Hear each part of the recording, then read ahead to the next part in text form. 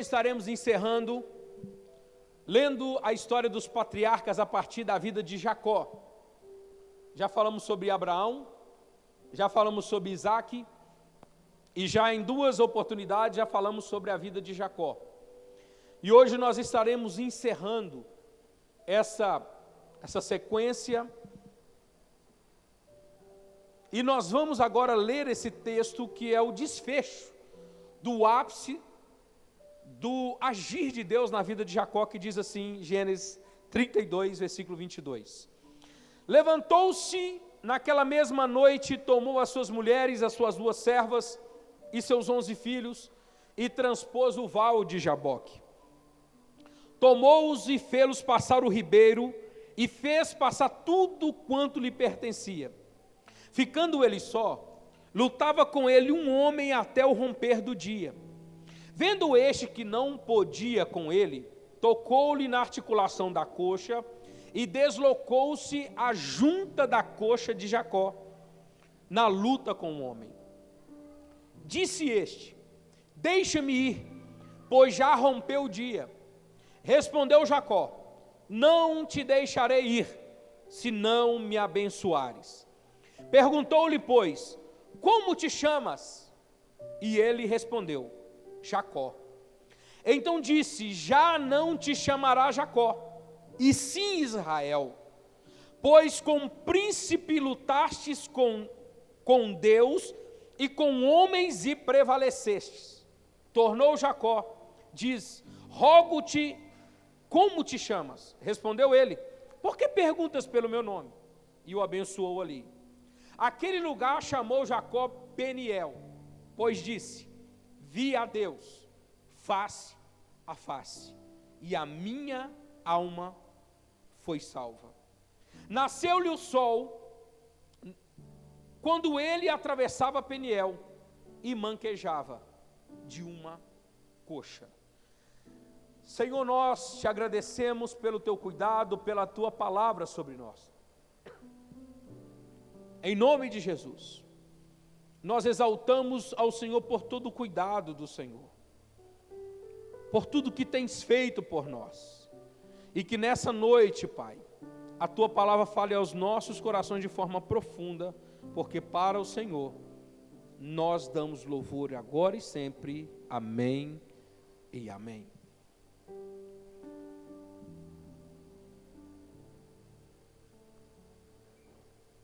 Quando chegamos a essa altura, agora a gente já está há 20 anos que Jacó sai da casa do seu pai. 20 anos já eram passados, desde que Jacó engana o seu irmão, engana o seu pai, e de uma forma bem esperta, ele pega o direito de primogenitura do seu irmão. Nós explicamos bem que sobre a vida de Jacó estava essa promessa, porque havia uma profecia que o maior servirá o menor. Mas só que Jacó é o tipo de pessoa que ele honrava o seu nome. Na primeira pregação sobre Jacó, eu falei com os irmãos: observe uma coisa. Por quê? Porque o nome Jacó significa usurpador, aquele que nasce agarrado ao calcanhar. Veja esse detalhe hoje, que Jacó era o tipo de pessoa que sempre retinha, que sempre segurava, que sempre queria manter o controle das coisas. O nome dele, aquele que usurpava, ou aquele que era agarrado ao calcanhar, e eu dou sempre o exemplo, quando a gente era criança e tinha alguém passando na nossa frente, subindo um barranco, a gente fazia o quê? A gente catava onde? No calcanhar dele, fazia o quê? E puxava ele para trás. É mais ou menos essa ideia que quer dizer Jacó. Ele sempre queria passar na frente, ele sempre queria manter o controle, sempre queria manter o domínio das coisas. Percebam que aqui a dinâmica de Jacó era a mesma. Aqui a dinâmica de Jacó, depois de 20 anos, Deus na casa de Labão, que é o seu sogro, quando ele casa com Lia e com Raquel, ali foi uma casa do olheiro para Jacó. Ali foi uma moldagem, ali Jacó provou do próprio veneno, porque dali ele foi enganado também, foi passado para trás, mas ali foi um momento em que o caráter de Jacó estava sendo modelado, o caráter dele estava sendo trabalhado. Aqui agora o Senhor encontra Jacó sozinho. Esse local aqui, ele passa a família, passa todas as suas posses, e ali o Senhor encontra Jacó sozinho. E há momentos em que eu aprendo que Deus vai ao nosso encontro no lugar onde nós estamos, mas Ele nos leva ao lugar onde Ele quer que estejamos. Deus, Ele vai até você em qualquer lugar. Deus, Ele vai até o seu encontro em qualquer lugar, mas Ele vai até você para te trazer no centro da vontade dEle. Esse encontro de Jacó aqui com Deus, eu vejo que Jacó, primeiro ele tem um encontro com Deus.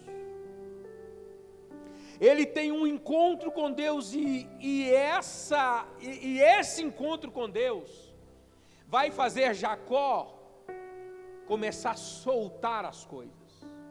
Vai começar Jacó a essa mão que segurava, essa mão que retinha, essa mão que queria dominar tudo, é uma mão que agora tem que soltar. É uma mão que agora não vai poder ter o domínio sobre aquilo. Por quê? Porque quem estava com ele ali era o próprio Senhor. É interessante que quando nós lemos em Oséias capítulo 12, versículo 2 a versículo 6, mas principalmente Oséias capítulo 12, versículo 3, vai dizer o texto lá que Jacó lutou com Deus. A expressão ali é Elohim, Deus. Ele lutou com Deus aqui porque aqui era uma teofania. O que é uma teofania na Bíblia? É quando havia, digamos, uma pré-encarnação de Jesus, não a encarnação, mas Deus vinha em forma de homem. Como um homem. Como um homem, vemos que ele vai até a casa de Abraão, ele come com Abraão. No nascimento de Sansão, o anjo ali é o próprio Senhor, ele recebe o sacrifício, é uma teofania, quando Deus vem em forma de homem e se comunica. Aqui aconteceu a mesma coisa, só que Jacó lutou com aquele homem como se ele fosse um homem. Ele lutou com Deus como ele lutava com todo mundo. Ele lutou com Deus como ele lutava com o seu pai, com seus irmãos, com seu sogro, com as suas esposas, com todo o problema da vida. Ele estava querendo viver ou lutar com Deus como ele sempre lutava, segurando as coisas, ter o domínio das coisas. E o Senhor falou com ele: deixa eu ir, porque já raia o sol.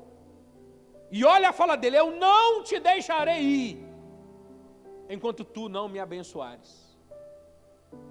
Ali o Senhor profere uma palavra sobre a vida de Jacó, que diz: a partir de hoje, tu não te chamarás mais Jacó, mas Israel, porque você lutou com Deus e com os homens, e prevaleceu.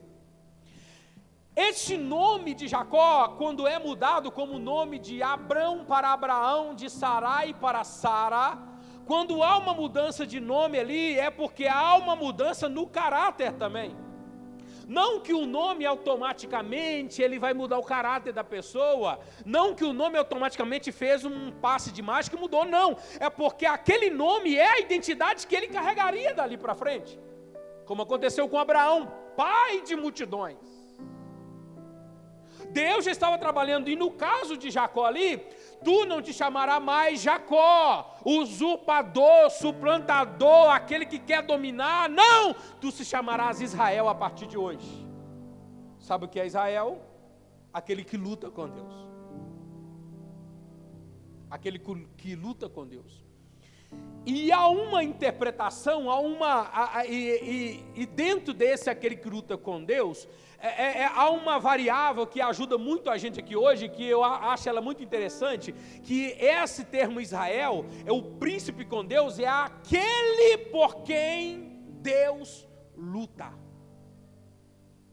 Quando Deus muda o nome de Jacó para Israel, Ele está dizendo para ele o seguinte: você era o homem que lutava do seu jeito, você era o homem que lutava da sua forma, você é o homem que queria ter tudo sob controle, mas a partir de hoje você não te chamarás mais Jacó, a partir de hoje você se chamará Israel, porque hoje você está entendendo e vai começar a viver com um Deus que vai começar a lutar por você a partir de hoje.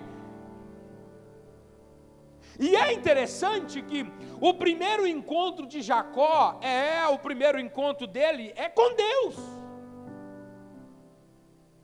Esse encontro que molda o caráter, esse encontro que vai trabalhar nas suas perspectivas, esse encontro que vai desvendar o que Deus é na vida dele. Mas tem um segundo encontro também, que quando o homem encontra com Deus, ele encontra consigo mesmo. Ele passa a entender quem ele é no plano de Deus. Ele passa a entender que papel que ele exerce no plano de Deus, para que Deus o chamou, com que fim que Deus o chamou, aonde Deus quer colocá-lo. Porque é interessante que aqui o próprio Senhor faz uma pergunta a Jacó. Qual foi a pergunta do anjo ou do Senhor para Jacó? Qual é o seu nome? A outra vez que Jacó foi receber essa pergunta, o que ele respondeu? Quando ele estava lá na casa do pai dele, quando o pai dele perguntou qual é o seu nome, ele respondeu o quê? Esaú. Aqui o Senhor pergunta qual é o seu nome. O Senhor não sabia o nome dele não, irmão? O Senhor não sabe dos seus problemas não? O Senhor não sabe dos seus pecados não? O Senhor não sabe das suas falcatruas não? O Senhor não sabe do tipo de gente que a gente é, não sabe, mas tem hora que ele vai perguntar qual é o seu nome. Porque vai ter que ter uma confissão. Peniel, ver Deus face a face, é mudança de caráter. E quando Deus pergunta para ele assim, qual é o seu nome? Deus sabia o nome dele. Mas tem hora que você tem que entender uma coisa, Deus sabe tudo sobre nós. Mas tem hora que Deus quer ouvir da nossa boca o que nós achamos de nós mesmos. Sabe o que Jacó respondeu ali? Ele não respondeu o que respondeu para o pai dele, não. Não, o meu nome é Esaú, não. O meu nome é Jacó. Eu sou enganador. Vivi enganando. Mas hoje eu assumo quem eu sou. E foi aí, a partir disso, que o Senhor virou para ele e disse: o seu nome a partir de hoje não será Jacó. O seu nome a partir de hoje será Israel. Eu vejo Deus tendo hora que espreme a gente, até a gente responder para Ele quem a gente é de verdade. Porque quando a gente encontra com Deus verdadeiramente, a gente começa a entender quem é a gente de verdade. E uma das coisas, e uma das identidades, e uma das principais marcas que o crente carrega, quando ele tem um encontro verdadeiro com Deus, ele sabe quem ele é de verdade. Ele não fica dando de perfeitinho não. Ele não fica tentando esconder os erros dele com as falhas dos outros. Ele sabe quem ele é. Eu sou pecador, mas eu preciso da misericórdia de Deus na minha vida. Isso é tão claro. Quando Isaías, no capítulo 6 de Isaías, quando Isaías se encontra com Deus, tem aquela visão no capítulo 6 de Isaías. Ele tem aquela visão, quando ele vê o Senhor, qual que é o grito de Isaías? Ai de mim. Foi ou não foi? Pega Isaías do capítulo 6 para trás. Sabe como que Isaías pregava? Ai de ti. Ai de ti. Ai de ti. Ai de ti. Quando ele viu o Senhor, o que que gritou? Ai de mim. Porque eu sou pecador. Eu sou impuro. santo é Ele, poderoso é Ele, puro é Ele, e eu preciso da misericórdia dEle. Quando o homem se encontra, tem um encontro verdadeiro com Deus, ele se encontra com quem Ele é de verdade. E eu sempre digo para os irmãos, há um velho homem que sempre está aí atrás da gente, esperando uma hora para nos derrubar novamente. Mas quando o crente sabe que ele precisa da misericórdia de Deus, toda manhã ele crucifica o velho homem, toda manhã ele mortifica o velho homem. Quando o velho homem tenta ressuscitar, tentar ele ser agressivo, levar ele para a droga, levar para a prostituição, ele diz: eu nasci de novo, não sou eu que vivo, mas Cristo vive em mim. Aleluia, aleluia.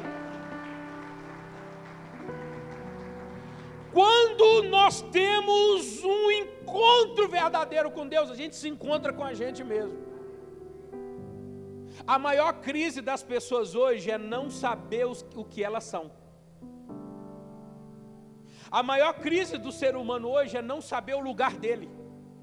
A maior crise das pessoas hoje é não saber aonde Deus me quer. E eu falo isso muitas vezes para crente dentro da igreja: pastor, eu não sei onde Deus me quer. Se encontre com Ele que você vai se encontrar.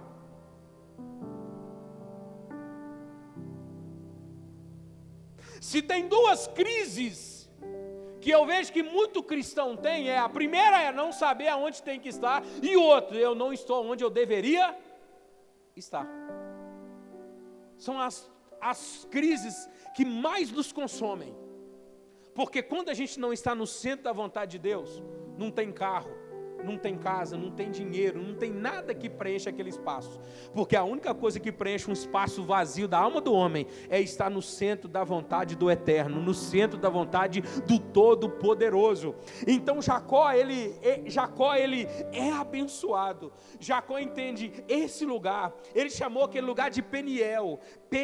Peniel é casa, ou melhor, Peniel é face a face. Eu vi Deus face a face, eu vi a face de Deus, eu vi Deus. E hoje nós podemos dizer que Jesus, ele diz o seguinte: quem vê a mim, vê a quem? O Pai. Hoje nós estamos vendo Deus face a face através de Jesus. Hoje nós estamos num val de Jaboque e Jesus está lá mostrando os nossos pecados e dizendo: eu estou aqui para mostrar que o seu caráter pode ser mudado, você pode ser uma pessoa verdadeira. Se Jacó foi mudado, Deus pode mudar você também. Aleluia. Sabe o que falta a nós? É submetermos à vontade de Deus. É de nos submetermos à vontade de Deus, é de nos submetermos ao desejo de Deus, é de nos submetermos ao querer de Deus. Meu irmão, Deus ele está me sacudindo, meu coração está inquieto, para dizer para pessoas aqui: o seu problema não é a sua esposa, o seu problema não é o seu carro, o seu problema não é o seu trabalho, o seu problema é você mesmo. Você precisa de se reencontrar com Deus. O val de Jaboque te espera, Deus está te esperando para te encontrar face a face. Deus encontrou Jacó sozinho, Deus encontrou Jacó sem mulher, sem propriedade, sem nada. Deus vai te encontrar sozinho, no lugar onde a família não vai interceder por você, o seu dinheiro não vai poder falar por você, porque quando Deus te pega, Ele te pega de verdade. Glória a Deus.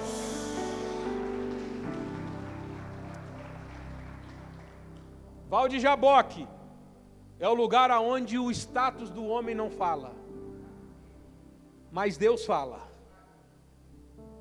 Pastor, como eu sei que eu estou no val de Jaboque? Seu plano de saúde não resolve o seu problema, a sua conta bancária não resolve o seu problema. Estar no val de Jaboque é estar no lugar sozinho com Deus. Sozinho com Deus. E esse negócio de estar sozinho com Deus é um negócio terrível, irmão. Quem já esteve sozinho com Deus em algum lugar assim, diga assim: misericórdia. Irmão, Deus arranca tudo que não presta, irmão. Você sabe aquela pompa que a gente tinha? Não, quando você está no val de Jaboque, você entra assim, ó. Você entra andando e sai mancando. Porque no val de Jaboque é o lugar onde Deus te marca. Sabe o que é ser marcado por Deus? É quando você se lembra de um momento da sua vida que aquilo parece que está acontecendo agora. Val de Jaboque é lugar de marca, é lugar de recomeço. Quando nós lemos a história dos patriarcas, quando nós lemos sobre Abraão, sobre Isaac e sobre Jacó, nós vimos pessoas normais como nós. Quando eu comecei essa mensagem, eu já dei essa ilustração 1 milhão, trilionésimo de vezes eu já dei essa ilustração, mas teve gente aqui que não ouviu. Se tem uma pessoa aqui que não ouviu, eu vou falar por causa dela. Eu faço uma ilustração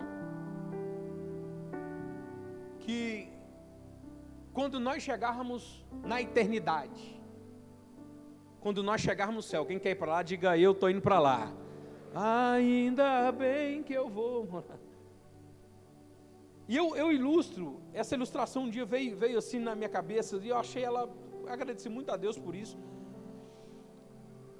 Quando você chegar no céu, eu imagino no céu, você chega no céu, você encontra 4 homens ali, Abraão, Moisés, Elias e Davi. Já pensou, irmão? Você já chegar no céu, você já encontra esses 4 lá batendo papo, o Jefferson já vai entrar com tudo. Vai ou não vai, Jefferson?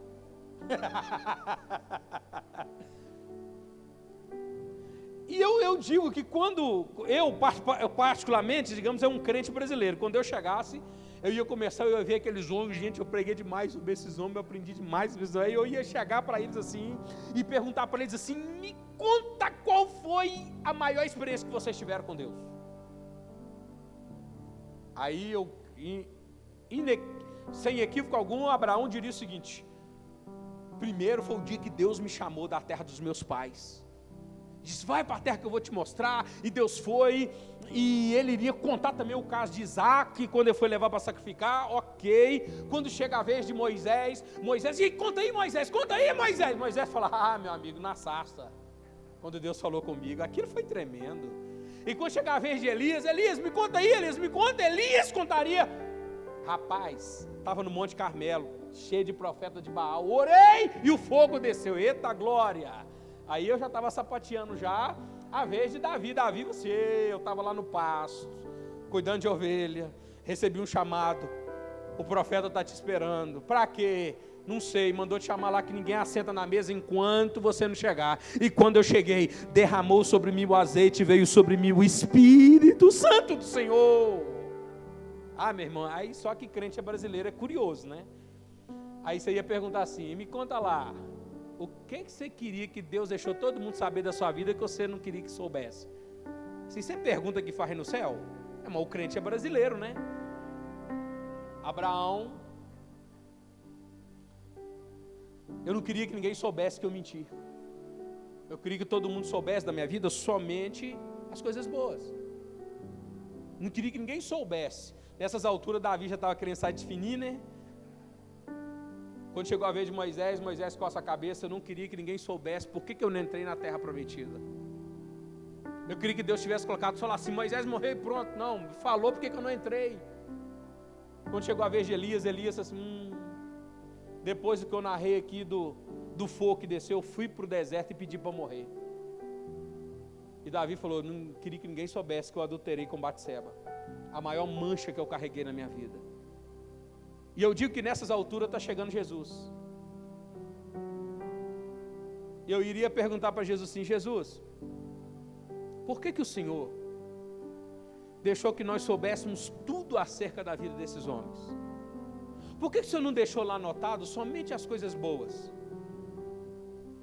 O Jesus que eu conheço da Bíblia, ele iria me dizer mais ou menos assim, isso é para mostrar para todo mundo, que eu não sou Deus de pessoas perfeitas, sou Deus de pessoas comuns, mas eu pego as pessoas comuns e transformo a história delas, transformo o caráter dela, transformo a vida dela. Então você aqui hoje está no lugar certo, você é comum, você é pecador, mas é você que Deus vai pegar e vai te revelar face a face.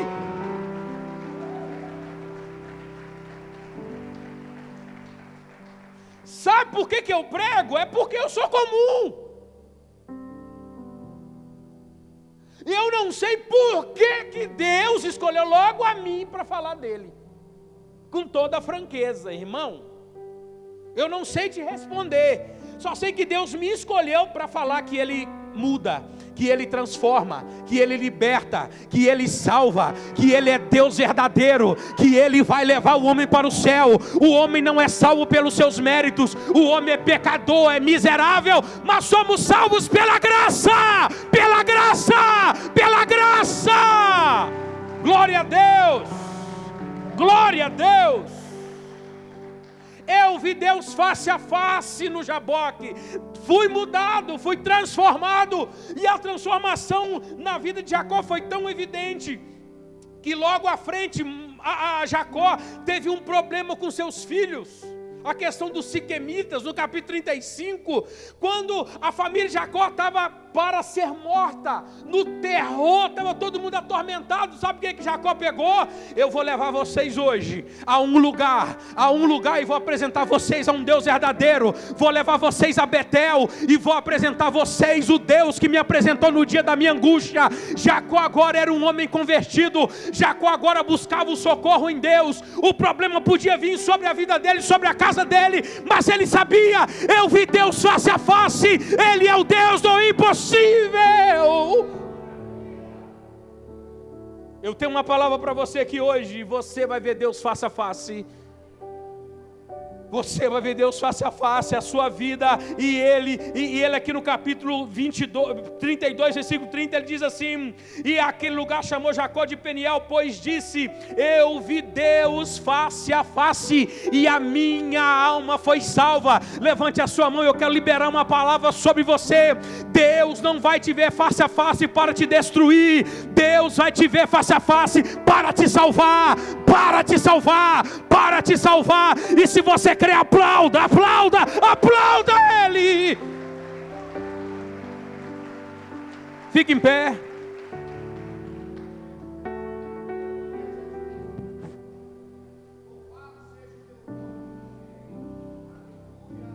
Fique com as suas mãos levantadas aos céus nessa noite.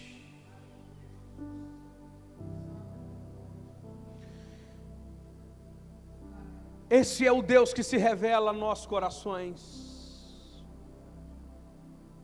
É o Deus que muda. É o Deus que transforma.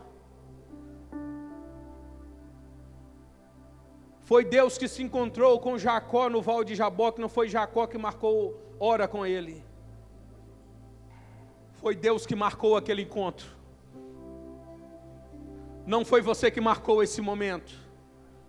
Não foi você que definiu essa hora, quem definiu esse momento foi Ele.